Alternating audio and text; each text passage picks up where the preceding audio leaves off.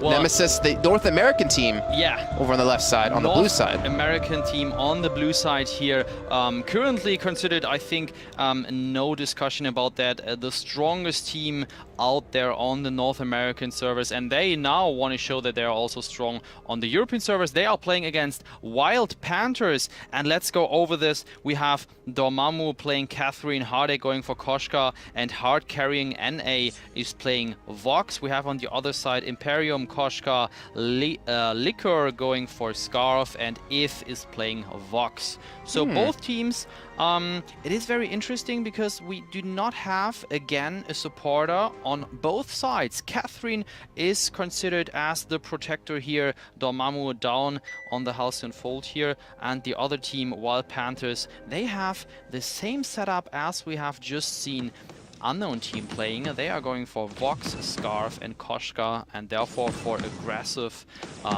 maybe for an aggressive playstyle. And let's see what does the first minute. We need to look at the jungle too, because Hardek, he's actually invaded onto the red side, and I think he might be spotted if he doesn't back out quick. If he's over towards the right-hand side, yeah, there you see he's actually taken away some camps. He's going to be spotted out by Plinkvoker, and he will be forced to run away, but he should mostly be fine. No, Imperium coming in from the side. They might give away the first blood. Dormu trying to come in from the side to help out. Gets a nice stun off and the speed to get away. And well done. Actually, I think you pointed out Hardek did go for early boots. Yeah, so he can get away from things like that. Oh, but here comes Pliff. And it's now working. Get the kill. It's working out, and he could take the enemy team actually all from their positions. If went down to the jungle here, getting stunned, they are distracted, chasing Hardek, and that plan actually worked out. He is now continuing the jungle on his side. So they're carrying the North America pride on their shoulders too. Yeah, I mean, I'm American, so I can kind of root for them in this. But I think it might get a little bit difficult more the further they get in the brackets with the better teams. But then again, you can't count Wild Panthers out. But in terms of compositions, like you're saying, we see the Wild Panthers going what we just saw out of Unknown. But on the other side, we see a little bit of a change up, the Catherine. And I want to get your thoughts on that and how it potentially might work out for their team. Well, actually, Catherine now, huge comeback in patch 1.4. Why? Because Catherine had for a long time a stun bug here in the game, and this just got fixed. Therefore, considered now to play it again as a protector here. And I think Catherine with the stun, very nice, and the ultimate even stronger with the AoE silence here. And therefore, they are going for a more stable team here versus Wild Panthers. This is a lot more of a stun lock too. When you pair in Koshka and Catherine together, like they should be able to kill Pliff pretty easily, I would say. I mean, yes, he does have the leap to get away, but Catherine can chase you down. There comes a flare just to spot them off towards the side. And when they go in for the fight, they do actually have hard carrying over towards the lane still, so he's not really able to help out. But Imperium might run into a trap, going to actually go into the scout trap, and they're looking for the turn. They have to be careful. It's a 2-on-3, and Dormammu, he should fall from this one. I would assume he's not going to escape, and that's the first kill coming in for the side of the Wild Panthers. Wild Panthers here, if they are going to win this one, I think this would be definitely huge, because Nemesis, they are a very strong asset. They are well known, and they are known to have strong tactics. So let's see if the first blood can give Wild Panthers actually a nice boost here. And, you know, honestly, and I don't want to say this because Nemesis, I have hope, American pride, but they can't blame that on ping or anything, because they are put on the European server. Yeah. That wasn't ping. That was just like, all right, well, we're 2 versus 3. We're feeling cocky. We can maybe go for it, and they just bit off more than they can chew. As far as I know, the ping from North America to Europe is actually better than the other way around. So on Vainglory, when you play with a European account, I think it depends on where the servers are. Yeah, North America and Europe. So you might have a slightly better ping playing from North America to Europe than vice versa. Let's go down here to the jungle. Hardek is shopping quickly. Let's check the item builds here. We see Vox with attack speed and the heavy prism. So he is going for some damage there with his auto attacks. On the other side, we see If with the other Vox. He is also going the same direction, but only has the tier 1 items of that one. Catherine with the Iron Guard contact, as well as Scarf. Again, we do see Scarf in the protector role, actually still dealing damage. And there we missed the next kill. Let's jump directly into the action. Dormammu and Hardek, they have some trouble here. Hardek trying to chase around, but an early 4-1 lead for Wild Panthers. What do you think about this fight? Well, again, maybe a little bit biting off more they could chew. Like, hard carrying wasn't there.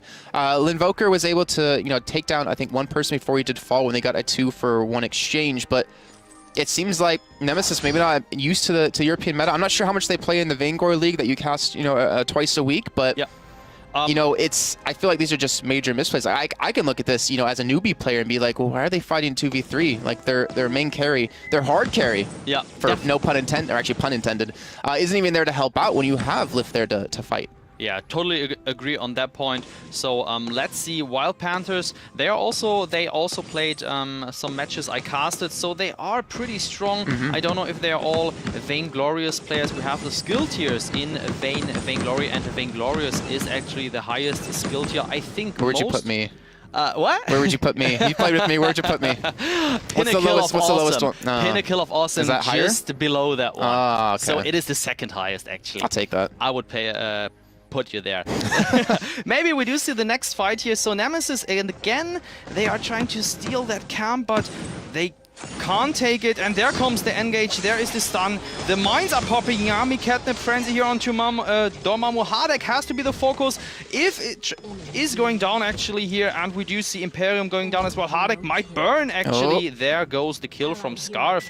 He can burn down Hardek. 3-5 here on the House Unfold. Yeah, 2-for-1 trade in favor, funny enough, of Nemesis. So a good fight coming out, and we're going to have to wonder what kind of may have caused it. You look at, Linvoker on the side of Wild Panthers, and he has his poke.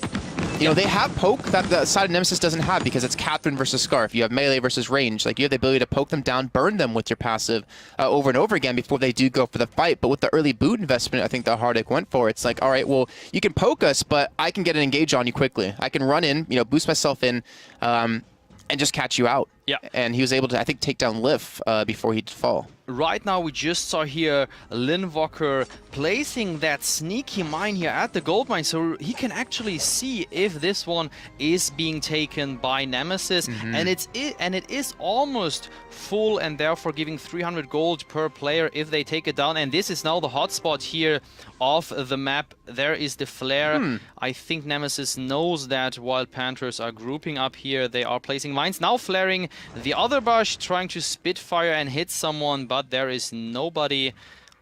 Let's see how this situation is going. Like, Wild Panthers are buying way more flares than Nemesis. Yeah, flares are now cheaper. 25 gold per flare. It was before 50. 50. So the price cut down there.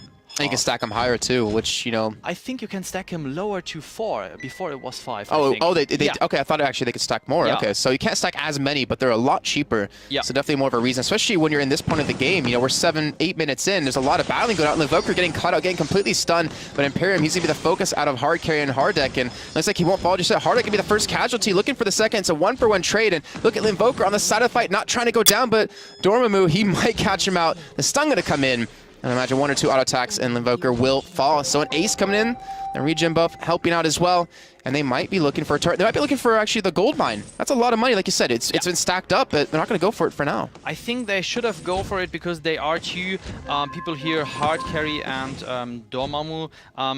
Pretty good situation. Let's talk about the item builds. We have Vox with the Eve of Harvest providing him some crystal lifesteal with his hits and the ultimate, of course. Very important. So far, nothing very unusual as far as I can see. Everyone has tier 1, tier 2 items, so nothing big. Only hard carrying here has finished his Eve of Harvest. Okay, so these two teams have been, I feel like, duking it out more than the game we just saw with Unknown versus Victoria's Secret. Definitely a big bloodbath between them. I think it comes down to the play or the mindset of Hardek as they got very aggressive in the beginning. He pushed up, took away some camps, got very in their face, and was able to escape with the help of Dormammu. But now Linvoker might get caught out, and I feel like he's going to die. There's no one that's going to help him out of this. Yep. And there'll be another kill coming in the gold mine, already being pinged out. They have scout traps in both bushes to see anyone coming around the corner, and this is going to be almost an impossible feat to stop. Hardek ultimate back off cooldown. He actually goes out to force them away. The stun coming in, and Liff, he should fall from this one more attack, and he will die. Now, that is a 2-throw exchange, and the gold mine's still being tanked up, half HP.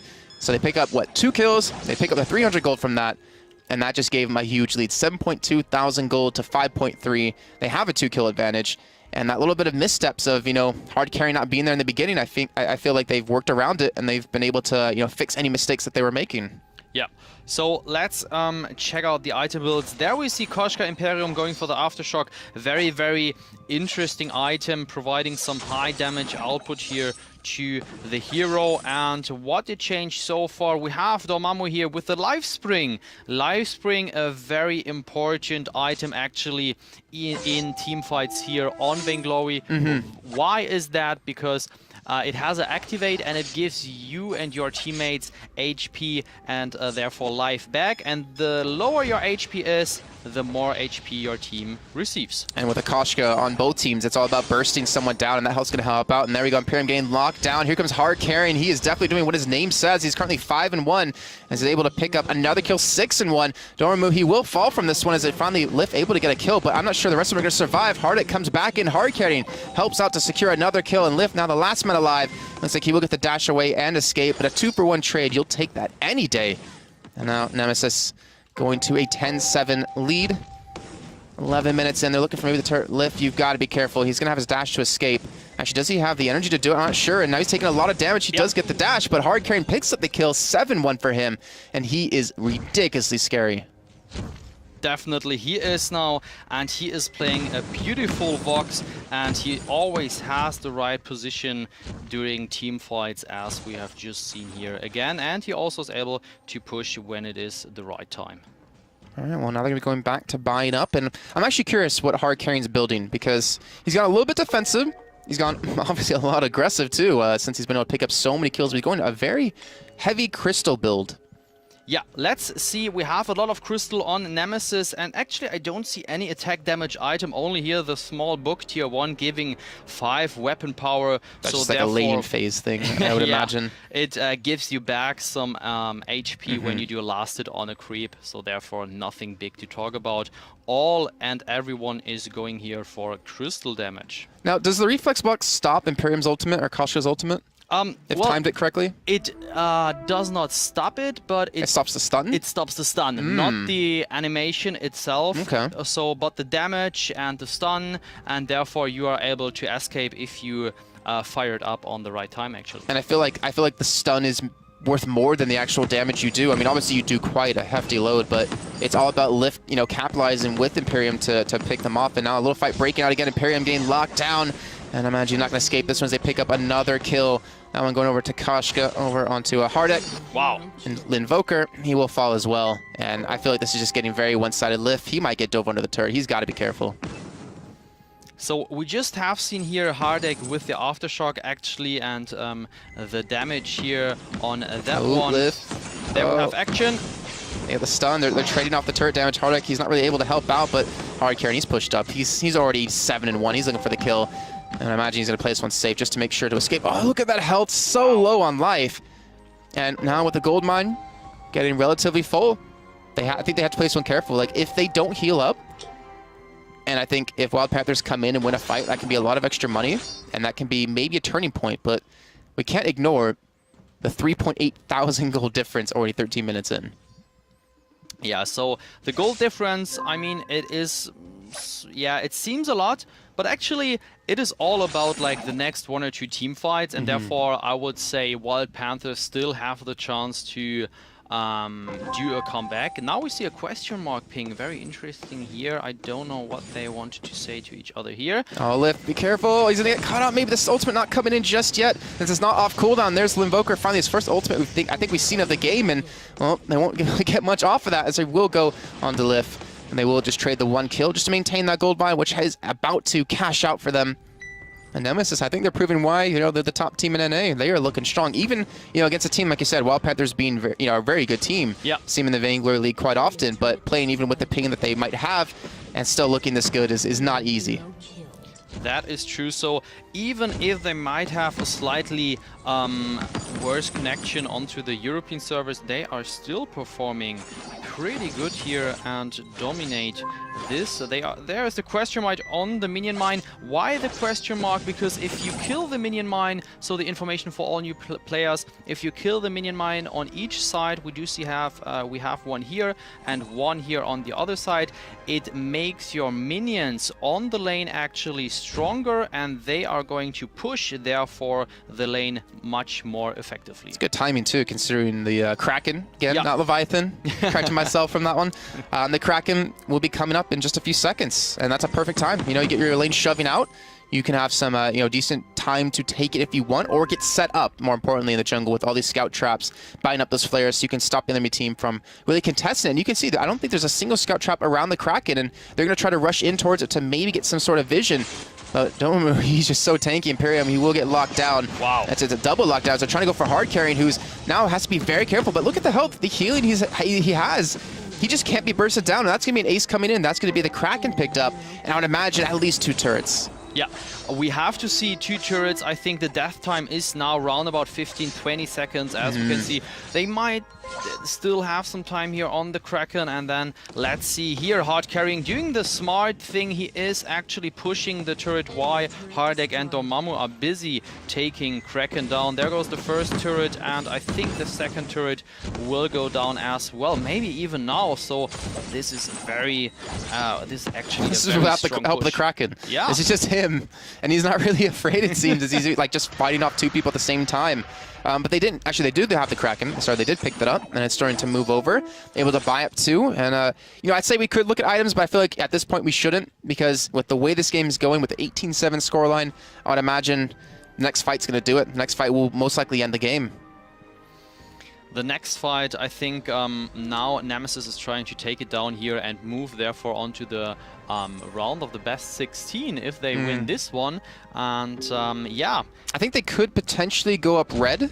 Yeah. Which you were saying is the top team. Well, there's 2 different teams within red, but is one of the top teams, if not the top team in Europe. I think so. So I think they could face red in the semifinals, as far as I know. I think so, yeah. Yeah, we have to check the bracket later on. And now here we do see Kraken pushing the one of the last turrets here before the Vayne can be shattered. And there comes it.